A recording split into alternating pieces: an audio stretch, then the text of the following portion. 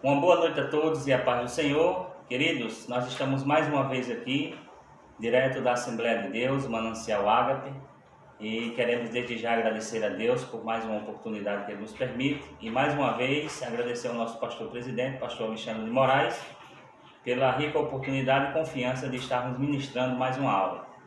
Estamos com a segunda lição da escola bíblica, não estamos unidos presencialmente, mas virtualmente, eu aqui, você aí de sua casa, nós iremos acompanhar a segunda lição desse trimestre, que tem o título de A Sublimidade das Bênçãos Espirituais, certo?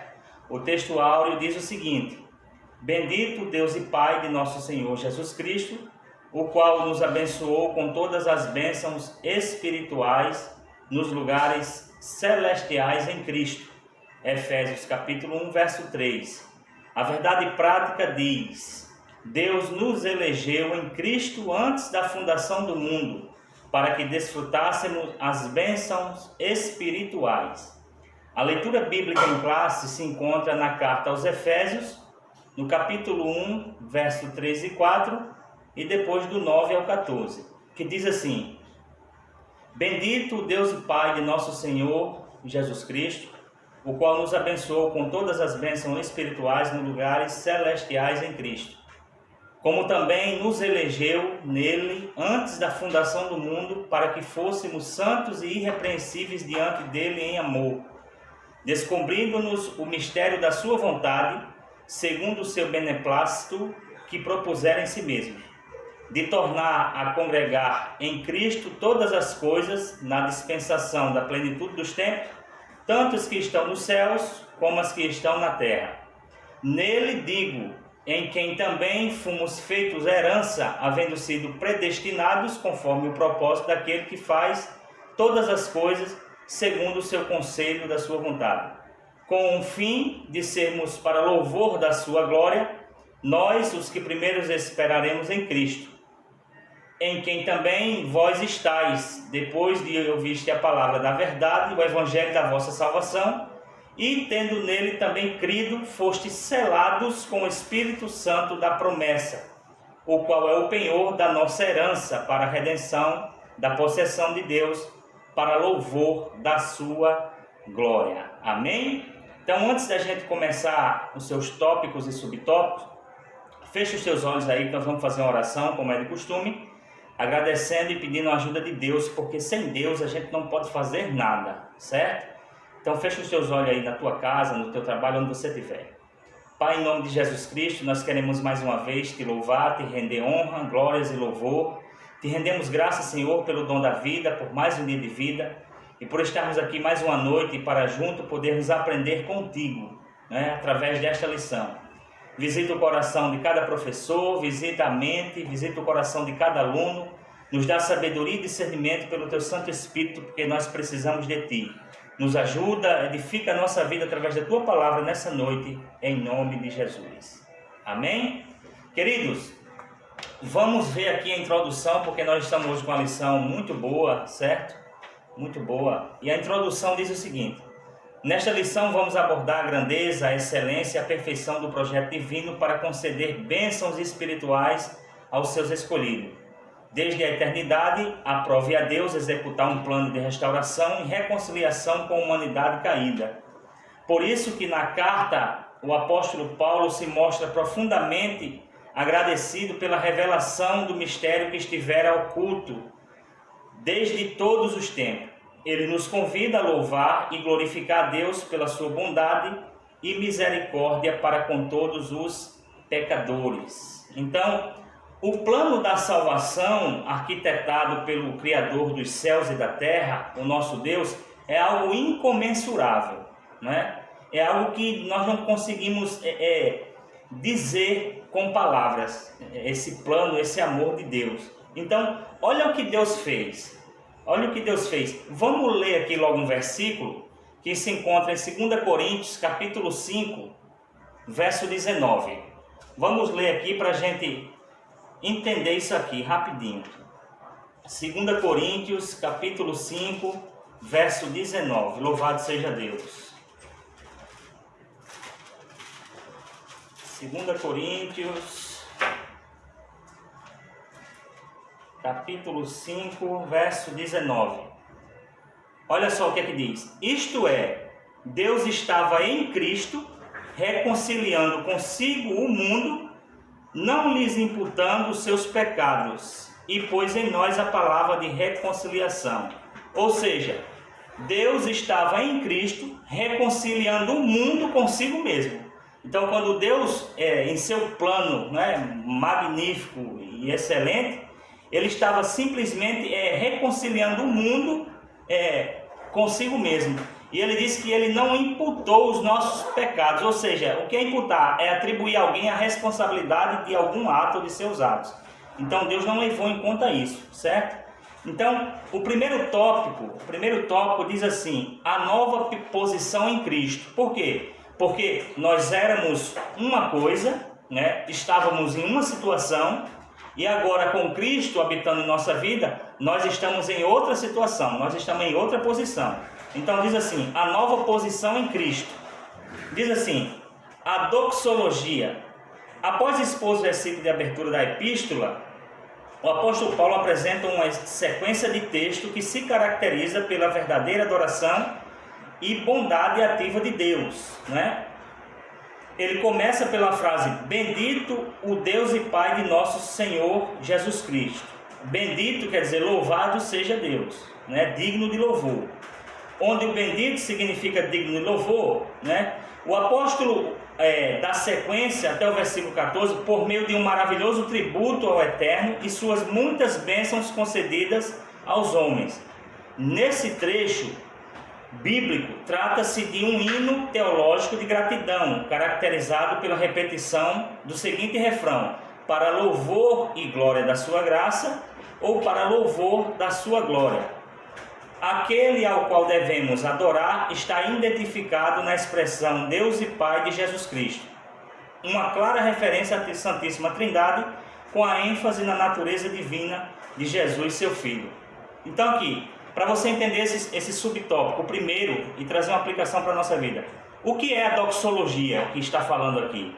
É simplesmente o hino teológico que Paulo está usando de louvor e gratidão a Deus. Na escrita, né, a forma que é escrita, veja que ele está enaltecendo e engrandecendo o nome do Senhor em forma de gratidão por tudo que Deus, Cristo, tem feito por nós, ainda que nós não mereçamos. Então, isso é a doxologia que está no subtópico primeiro. E o que é que nós podemos trazer de aplicação para nossas vidas? É que nós devemos trazer à memória tudo isso que Cristo fez por mim, por você, por nós, sem que nós mereçamos. Então, é bom sempre a gente estar com essas palavras de gratidão na nossa boca para engrandecer, enaltecer, louvar, adorar, porque só Ele é digno de todo louvor, toda honra, toda glória, nos céus, na terra e embaixo da terra. Só Ele é digno dessas coisas. Então, a doxologia traz esse ensinamento para a gente aprender a ter também nos nossos lábios esse hino teológico, essas palavras de gratidão que exaltam, engrandecem e enaltecem o nome do Senhor, aquele que é digno de toda honra, toda glória e todo louvor. Já que nós estamos agora com essa nova posição em Cristo, porque Ele quis assim, Ele quis dar a todo aquele que crê, o segundo subtópico diz assim, as bênçãos espirituais. Então, já que Cristo nos colocou em uma nova posição, então Ele nos presenteou com bênçãos espirituais, certo? Então, vamos ler aqui o subtópico 2, as bênçãos espirituais. Obviamente que as bênçãos espirituais não são materiais, mas provenientes dos lugares celestiais, ou seja, do céu, isto é, do reino espiritual. Então, para aqui para a gente entender uma coisa. Se está falando que nós fomos agraciados com bênçãos espirituais, né, é lógico que não é bênçãos materiais. Então, preste atenção aqui, porque aqui a gente tem que aprender uma coisa aqui. A gente tem que parar de estar focado nas coisas materiais. Você tem que ter o lado espiritual e o lado material. Todos os dois têm que estar em concordância. Agora, você nunca pode deixar que o seu foco esteja nas coisas materiais. Os discípulos certa vez estavam preocupados com o que haver de comer, beber e vestir. Em Mateus 6, a partir do verso 19, Jesus disse assim uma palavra muito forte para eles. Jesus disse: olha, não acumuleis para vós tesouros aqui na terra, onde a traça e a ferrugem corroem, e onde os ladrões escavacam e roubam, mas acumuleis para vós tesouros lá no céu, onde nem a traça e nem a ferrugem corroem, e onde os ladrões não escavacam e roubam. Porque aonde estiver o teu tesouro, está aí também o teu coração. Então, primeiro, o que é que a gente aprende aqui? Que as bênçãos materiais também vêm para a nossa vida. Mas o que a lição está frisando aqui é que nós fomos abençoados com bênçãos espirituais. E a partir do momento que eu troco as bolas, que eu começo a dar mais valor às coisas materiais do que espirituais, e o que é que acontece? O crente vai se tornando um crente frio, um crente que deixa de sentir a presença de Deus, um crente que deixa de desfrutar dessas bênçãos espirituais, que nós vamos ver ela agora. Olha aqui. Essas bênçãos são mencionadas na longa passagem de Efésios, capítulo 1, do verso 13 ao 14. Tais como, olha, Deus nos escolheu para sermos santos, separados, né? Nos escolheu para sermos filhos dele, né? Nos fez agradáveis para si, remiu-nos por meio do sangue de Cristo, porque nada nesse mundo pagaria o alto preço, não é? O valor, a dívida que eu e você tinha, mas o sangue de Cristo foi capaz de fazer isso. Acolheu-nos por sua vontade redentora, certo? Porque se Deus não quisesse, não teria nascido um ser humano, mas a vontade de Deus foi de ter colocado o ser humano na terra e nos acolher. Revelou-nos a sua palavra da verdade, a Bíblia, selou-nos, olha só, com o selo do Espírito Santo da promessa. Nós vamos falar lá na frente, isso é o último tópico, é muito interessante esse tópico, certo? E ainda garantiu a validade da promessa, não é?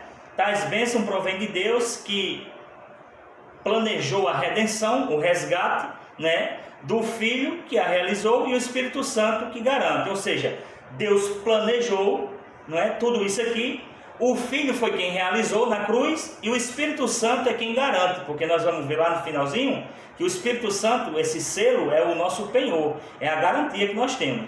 Então, essas bênçãos nos conduzem a exclamar como Paulo disse: bendito seja Deus, ou seja, louvado seja Deus. Amém? E o terceiro subtópico diz assim: a nova condição, não é? Se agora nós somos abençoados com bênçãos espirituais, nós também temos agora uma nova condição de vida. A expressão em Cristo significa que somos abençoados com toda a bênção espiritual, a partir de sua pessoa e obra realizada no Calvário. João capítulo 1, verso 3. Né? Relaciona-se ainda com a nossa experiência de conversão a Ele, né? Essa nova vida é conferida somente, olha, preste atenção, essa nova vida é conferida somente para quem está em Cristo, isto é, o oposto da antiga vida em Adão, escravizada pelo pecado, como diz Romanos capítulo 5. Desse modo, não andamos mais em trevas, mas como filho da luz, como diz Romanos 5,8.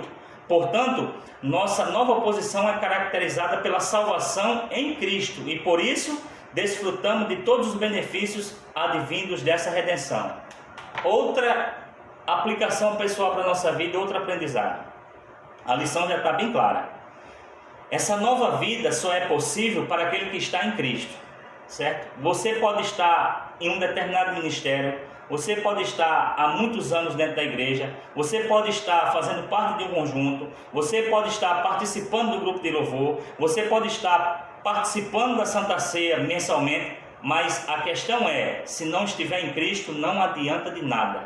Por quê? Você vai se frustrar, você vai se perder e não está desfrutando dessas bênçãos espirituais que Deus, né, preparou para que você desfrutasse. Então, o importante é estar em Cristo, não é estar no cantor, não é estar no pregador, não é estar em tal ministério, não, é estar em Cristo, a principal pessoa que a Bíblia declara, em que só nele há salvação, a fé por crer nele é em Cristo Jesus. Então, que a gente traga aqui para a nossa consciência, isso fique bem massificado aqui na nossa mente, de que devemos estar em Cristo. Devemos parar e fazer uma autoanálise na minha, na sua, na nossa vida, para saber se nós estamos verdadeiramente em Cristo.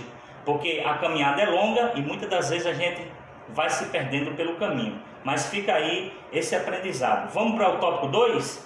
Uma vida cristocêntrica neste mundo. Primeiro, a revelação do mistério. A frase descobrindo-nos o mistério da sua vontade sinaliza a revelação da verdade que estava oculta aos santos. Está falando de Cristo. Essa verdade diz respeito aos decretos eternos que Deus planejara por sua soberana vontade, com o propósito de salvar os pecadores. Essa vontade divina é revelada segundo o seu beneplácito, não é? A sua boa vontade, a sua autorização, isto é, de acordo com o que agrada fazer, por amor e misericórdia. Romanos capítulo 9, verso 15 e 16.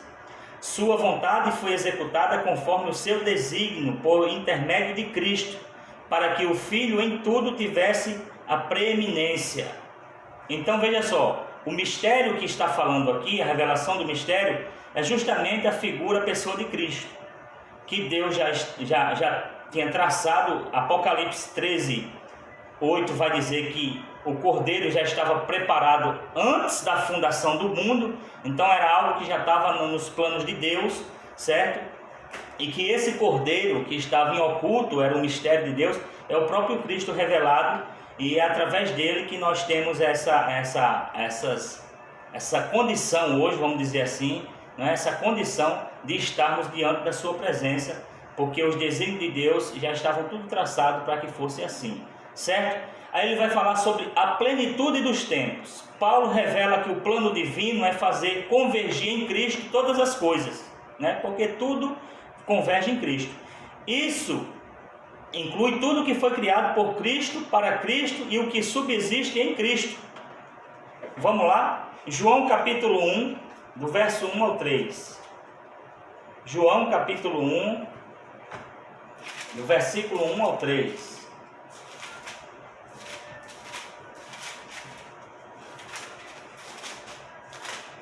Que diz assim, ó: no princípio era o verbo, e o verbo estava com Deus, e o verbo era Deus, e ele estava no princípio com Deus. Olha só, todas as coisas foram feitas por ele, ou seja, por Cristo, e sem Cristo nada do que foi feito se fez.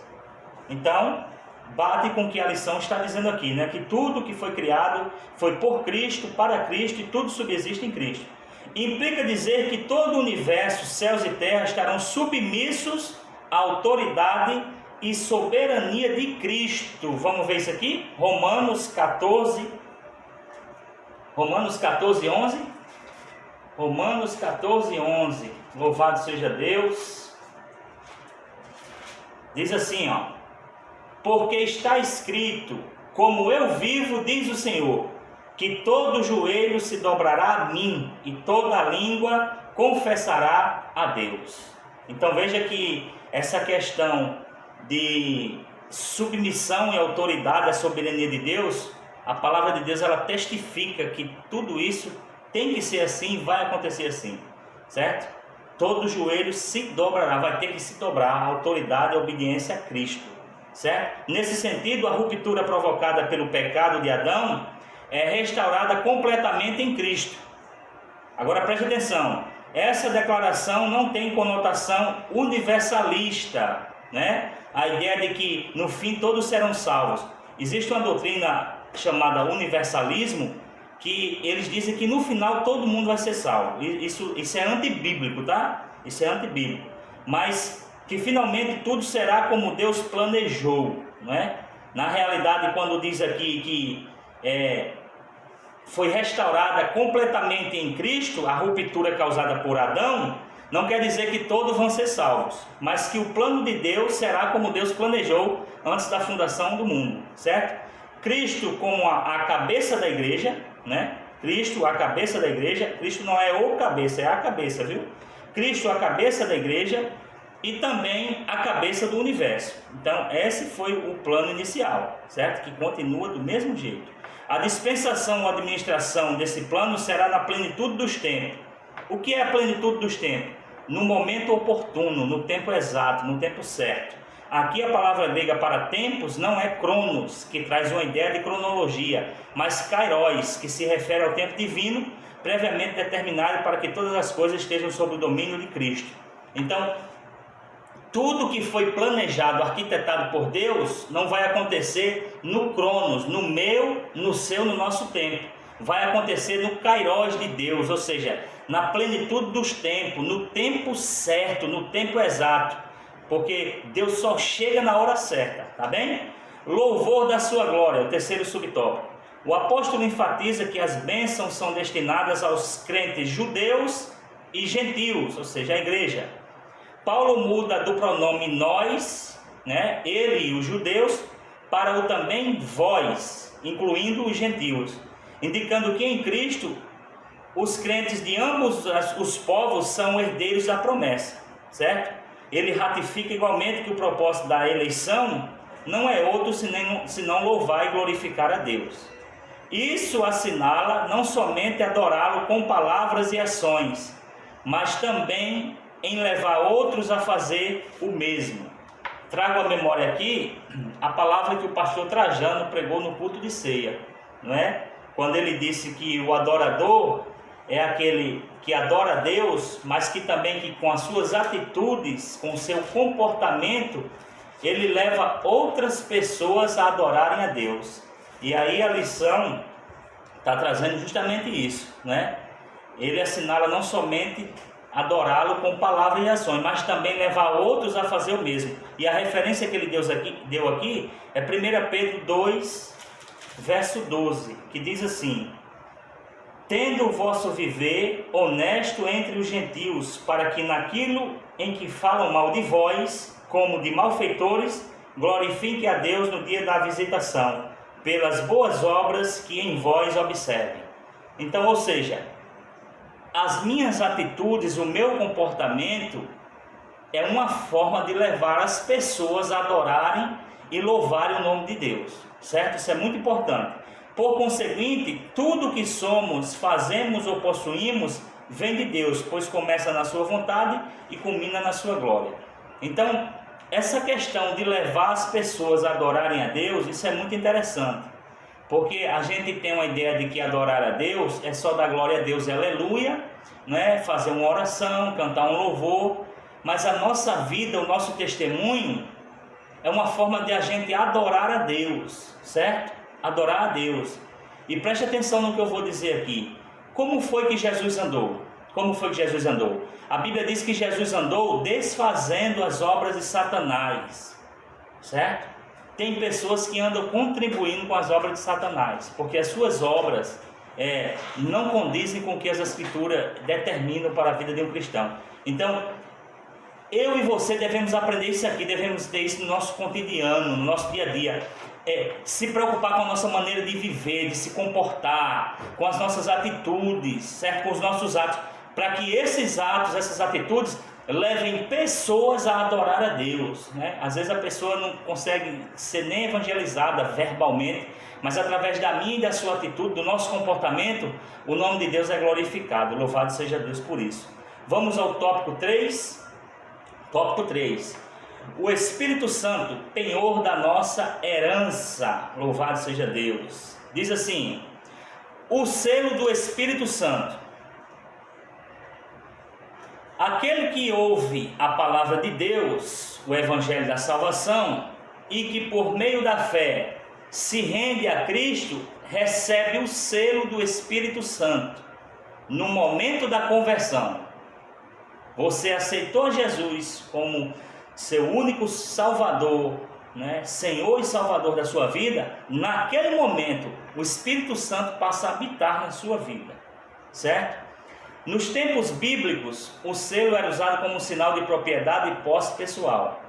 Ao conceder o Espírito Santo ao crente, Deus identifica os que pertencem a Cristo, pois o Espírito Santo testifica daqueles que são filhos de Deus. Romanos 8, 9, verso 15 e verso 16.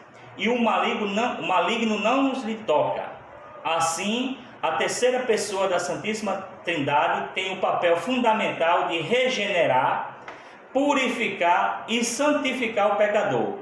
Ele é quem convence o ser humano do pecado, da justiça e do juízo de Deus, e que também produz no crente o verdadeiro relacionamento com Deus, por meio do fruto do Espírito, né? O fruto do Espírito está lá em Gálatas capítulo 5, verso 22 e 23. Esse primeiro subtópico aqui, vamos aprender algumas coisas aqui para a nossa vida, certo? Vamos aprender. Então preste atenção, na hora que eu aceito Jesus como Senhor e Salvador da minha vida, o Espírito Santo é me dado, ele passa a habitar na minha vida. E aí, quando João recebe as revelações no livro do Apocalipse, no capítulo 3, verso 11, na parte final do versículo, João diz assim: guarda o que tens, para que ninguém tome a tua coroa. Então, esse Espírito Santo que habita em mim, que habita em você, que habita em nós devemos ter um zelo e um cuidado para que ele continue, dia após dia, trabalhando e operando na nossa vida. Porque se eu e você não tiver cuidado, esse Espírito Santo ele sai da nossa vida, não é? Nós podemos pegar aí o caso, por exemplo, de Sansão, um homem que era cheio do Espírito Santo, não é? Na promessa que Deus fez para o pai de Sansão, Manoá e sua esposa, Deus disse que ele era nazireu, consagrado, separado desde o ventre da sua mãe. Mas em um determinado momento da vida, Sansão começou a brincar, né, de ser crente, né, começou a brincar com a aliança que Deus tinha feito com ele, e o Espírito Santo saiu da vida de Sansão, o selo. E quando chega em Juízes 16:20, Sansão diz assim, a Bíblia diz assim: e levantou-se Sansão outra vez para ir contra os filisteus, porque ele não sabia que o Espírito de Deus não era mais com ele. Então veja que o Espírito Santo saiu da vida de Sansão e ele nem percebeu. Então esse tópico botou aqui o selo do Espírito Santo. Por quê? No Novo Testamento o selo é um dos símbolos do Espírito Santo, não é? Existem 7 símbolos do Espírito Santo, não é? 7. Então o selo que nos é dado é um símbolo do Espírito Santo. Por exemplo, em Efésios capítulo 1, verso 13, Paulo disse que nós fomos selados com o Espírito Santo da promessa. Louvado seja Deus. E aí em Efésios 2, 22, ele continuou a dizer que nós fomos bem ajustados e bem edificados para a morada de Deus em Espírito. Olha que maravilha. Paulo, mais uma vez, em Efésios 4:30, ele disse que nós fomos selados para o dia da redenção, o dia do resgate, para o arrebatamento da igreja. E o que é o selo do Espírito Santo? É uma marca, certo?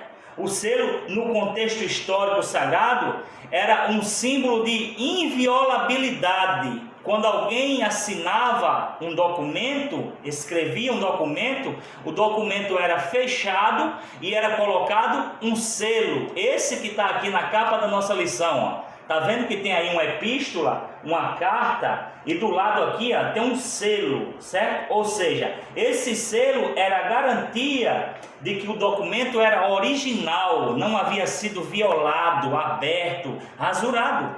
E este selo representa o Espírito Santo na nossa vida, como a marca daqueles que estão salvos na pessoa de Jesus Cristo. Louvado seja Deus. Por exemplo, em Esté capítulo 8, versículo 8, quando o rei Assuero confirma o edito escrito, ou sugerido por Amã, a Bíblia diz que o rei colocou o selo. Em Daniel capítulo 6, a partir do verso 7, quando Daniel foi jogado na cova dos leões, a Bíblia diz que o rei colocou o selo. Olha só a importância, olha o contexto. Em Jeremias 32:10, quando Jeremias comprou um terreno de um primo, sob ordem de Deus, a Bíblia diz que ele selou o documento perante testemunhas, porque o selo garante que o documento é original, não foi aberto, não foi rasurado. Então, não perca o selo que é o Espírito Santo na nossa vida.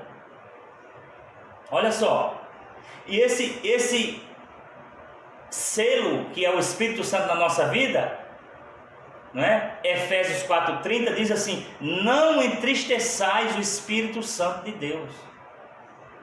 Não entristeçais. E quando é que o Espírito Santo se entristece nas nossas vidas? Como é que eu perco o selo? Quando eu começo a me envolver com as coisas deste mundo. Quando eu começo a praticar coisas que não agradam a Deus. Quando eu começo a falar coisas que não agradam a Deus. Quando eu começo a andar com pessoas que não glorificam o nome de Deus. Quando eu começo a ir para lugares que Deus não aprova que eu e você, que nós estejamos naquele lugar. Eu estou cansado de dizer, existem coisas que nós permitimos. Preste atenção, quando Uzias assumiu o reinado,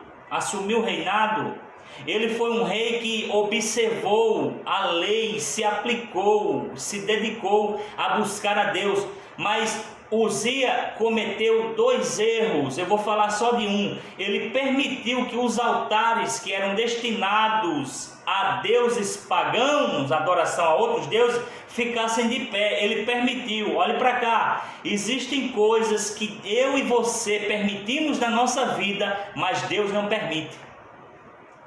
E isto também leva a mim e a você, a nós, perdermos o selo, que é o Espírito Santo. E preste atenção, Sansão, o Espírito Santo saiu e ele nem percebeu. Então a gente tem que ter muito cuidado, porque em 1 Coríntios capítulo 3, verso 16, Paulo diz que nós não somos hospedagem, nem pousada do Espírito Santo. Paulo diz que nós somos morada do Espírito Santo. Ele diz assim: vós sois o santuário de Deus e o Espírito Santo habita em vós. Louvado seja Deus. Então, não perca o selo, não perde o Espírito Santo. Se você perder o Espírito Santo na vida, acabou-se, fim da linha para a gente. E tem muita gente brincando de ser crente. Tem muita gente fazendo coisas que entristecem o Espírito Santo, falando coisas, vendo coisas, andando com pessoas que não agradam, indo a lugares que não convém ao crente. Então tudo isso é aprendizado, aplicação para a nossa vida, certo? Mas o selo do Espírito Santo também tem outra finalidade na nossa vida. Além de tudo isso, tem outra finalidade. Por quê? O Espírito Santo é quem nos dá entendimento. O Espírito Santo é o Espírito de sabedoria. O Espírito Santo é aquele que intercede por nós com gemidos inexprimíveis. O Espírito Santo é aquele que guia o crente. O Espírito Santo é aquele que dá direção ao crente. O Espírito Santo é aquele que renova o crente, não é? Olha só, mas segundo a lição, ele tem outra função. Subtópico 2 do tópico 3. O penhor da nossa herança. O termo grego arrabon pode ser traduzido como depósito, penhor, garantia ou ainda primeira parcela.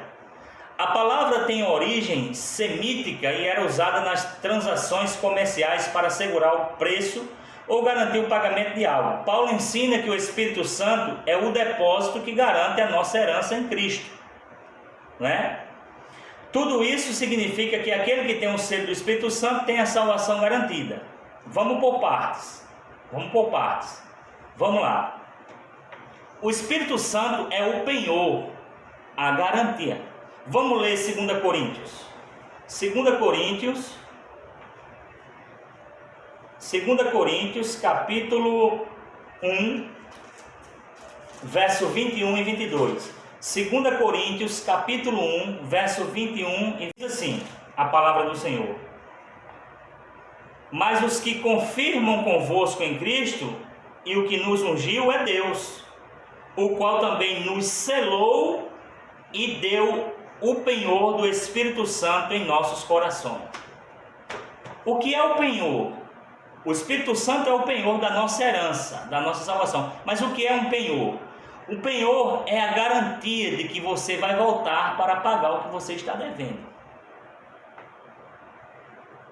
Sabe o que é que me chama a atenção?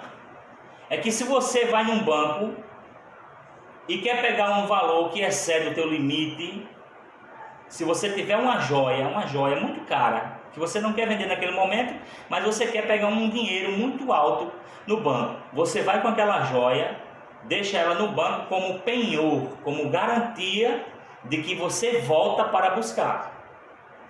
E você leva o dinheiro que você está precisando. Olha só. Em João capítulo 14, versos 16 e 17, quando Jesus é assunto aos céus, Jesus disse assim, ó: e eu rogarei ao Pai, e Ele vos dará outro Consolador, para que fique convosco para sempre.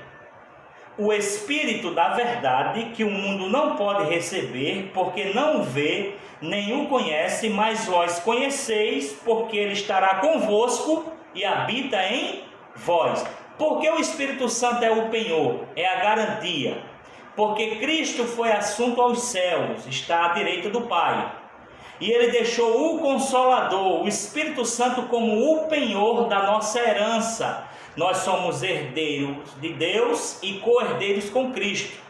Mas o Espírito Santo também é a garantia de que Cristo voltará para buscar a sua igreja. Então Cristo foi assunto aos céus, louvado seja Deus, e deixou o penhor, o Espírito Santo, como garantia para mim e para você. Louvado seja Deus. Olha que coisa gloriosa. Então, eu não entendo uma pessoa que está na igreja e não valoriza o Espírito Santo de Deus. Preste atenção, quando nós estamos reunidos no templo, entre quatro paredes, porque a igreja somos nós estamos ali e o Espírito Santo está habitando na nossa vida, está dentro de cada um de nós. E ele começa a trabalhar no meio da igreja. É por isso que você vai ouvir Deus usando um pregador, seja um jovem, uma jovem, um senhor, uma senhora, seja quem for, para sempre estar alertando a igreja, dizendo: prepare-se porque Jesus está voltando. Ou seja, ele está trazendo a memória que é o penhor que ele deixou, a garantia de que voltaria para buscar a sua igreja, é o Espírito Santo que está habitando na igreja. Agora, o que eu não consigo entender é você vir para a casa desse Deus e não cultuá-lo da maneira, da forma que ele exige e merece ser cultuado. Sabe o que é que essa grande crise mundial está nos mostrando? Entre centenas de coisas, é que para algumas pessoas eles estão aprendendo agora, nesse momento, a dar valor a estar num culto, participar de uma liturgia de um culto. Está vendo como faz falta? Nós tínhamos tudo isso e muita gente não dava valor, né? Não dava valor. Ficava indo distante, atendia um telefone, distante, bebia água, distante, ia no banheiro. E eu pergunto: o Espírito Santo está dentro de você. Você vem para a casa de Deus cultuar, trazer o seu culto para oferecer a Deus. A partir do momento que eu fico com essas atitudes, será que o Espírito Santo se agrada de mim, de você? É claro que não, meu irmão. É claro que não, meu irmão. Então, tudo isso que está acontecendo, e essa lição vem para nos mostrar. O que é que nós aprendemos com o tópico 1? Vamos resumir agora, fazer um apanhado. O que é que nós aprendemos com o tópico 1? Que no passado estávamos perdidos e condenados à morte eterna, mas por sua infinita graça, Deus nos outorgou em Cristo o privilégio da salvação. Ele nos deu esse direito. Vamos resumir o tópico 2? Simples. Embora o pecado tenha entrado ao mundo, Deus projetou a primazia de Cristo na remissão dos pecadores e na restauração de todas as coisas para o louvor de sua glória. Tópico 3, o resumo. O Espírito Santo desempenha importante papel no plano da salvação, idealizado por Deus Pai. Louvado seja Deus. Vamos para a conclusão. Nessa porção da carta ou epístola aos Efésios, o plano divino revelado resulta na reconciliação do ser humano com Deus por meio de Cristo e na restauração de todas as coisas visíveis e invisíveis. Ambos os propósitos devem redundar em louvor e glória ao Deus eterno. Na plenitude dos tempos, todo o desígnio divino estará plenamente executado. Ou seja, no momento certo, no momento exato, acontecerá o arrebatamento da igreja e tudo que está escrito no Apocalipse. Não se preocupe. Você não pode dizer que é agora, que é daqui a 10 anos. Não, nós não sabemos. O que nós podemos afirmar pelas Escrituras é que tudo o que está acontecendo já é o que Jesus falou no sermão de Mateus 24, o princípio das dores. E preste atenção, olhe para cá. Se Jesus falou que quando estivesse acontecendo tudo isso, guerra, nações contra nações, reino contra reino, epidemias, catástrofes, Jesus disse que quando isso estivesse acontecendo, olhe para cá, era o princípio das dores. Ou seja, todo mundo aqui quando sente uma dor, você sabe que no princípio a dor incomoda, mas depois o que é que acontece? As dores aumentam. Então, receba uma palavra de fé aqui nessa noite. Aconteça o que acontecer, a igreja que estiver firme em Cristo, ela vai passar por tudo e por qualquer coisa. Mas as dores, que agora são princípios, só tendem a aumentar. Então vigie para que eu e você possa estar dentro dessa palavra, para que a gente valorize a nossa nova posição em Cristo, para que a gente tenha uma vida verdadeiramente cristocêntrica, ou seja, Cristo tem que ser o centro da nossa vida, do nosso falar, do nosso pensar, das nossas atitudes, das nossas ações, e que eu e você venha valorizar o Espírito Santo, que é o selo que está em nós, a marca, é o penhor da nossa herança e o penhor da nossa salvação, porque Cristo vai voltar para buscar a sua igreja. Então que eu e você nesta noite, a gente possa aprender com essa rica lição. Isso aqui é uma das lições que eu, certo, com pouquíssimo conhecimento que tenho, à vista de várias pessoas aí, né? Tem aí pastor Trajano, pastor Alexandre, né? Eu com esse pouquíssimo conhecimento, essa é uma das lições que dava para dar 3 lições, dava para dar 3 aulas, porque isso aqui é muito profundo, isso aqui é uma fonte inesgotável. Mas como nós estamos com um tempo reduzido por conta do congestionamento aí, né? Quando o vídeo vai ser compilado para o YouTube, a gente não está podendo se estender muito, certo?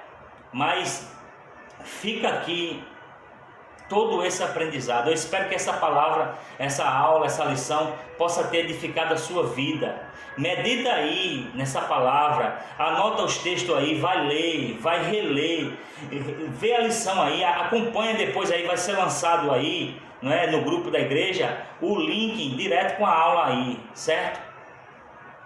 E você vai assistir, está assistindo agora comigo aí, você está assistindo agora aí na sua casa, mas depois você pode entrar de novo lá no link e dizer, rapaz, eu vou escutar aquela aula com mais calma, eu vou ponto a ponto, eu vou tópico a tópico, para que Deus edifique a tua vida, para que o selo, o Espírito Santo que está dentro de você, não saia de dentro de você, que ele possa permanecer firme na tua vida, na vida da tua família, na vida da tua parentela, que Deus possa poderosamente alcançar aqueles da tua família que estão afastados, aqueles que não conhecem a Cristo, porque Jesus está voltando, e a lição é muito rica, é muito prazerosa.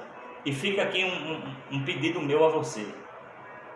A próxima lição de sábado é a lição de número 3, que a gente vai tratar um tema aqui, eleição e predestinação, certo? É outra lição muito boa, certo? Eu peço a você que você, no decorrer da semana, não é? Já que muitos, infelizmente, por conta de tudo isso, estão mais em casa, vai lendo, vai notando, tudo aquilo que for dúvida, tu nota aí, vai notando, porque quando a gente voltar, não vai ser de imediato, mas a gente vai tirar todas as dúvidas, todas as anotações que você fez aí. Uma coisa eu lhe garanto, ficar com dúvida você não fica, você pode estar agora, mas você não fica, porque a gente vai correr atrás e vai responder com um respaldo bíblico, com um versículo bíblico, para que você tenha a tua dúvida sanada. Que Deus abençoe a sua vida, que Deus abençoe a sua casa, que Deus abençoe a sua família. Que Deus abençoe a todos, em nome de Jesus Cristo. Amém.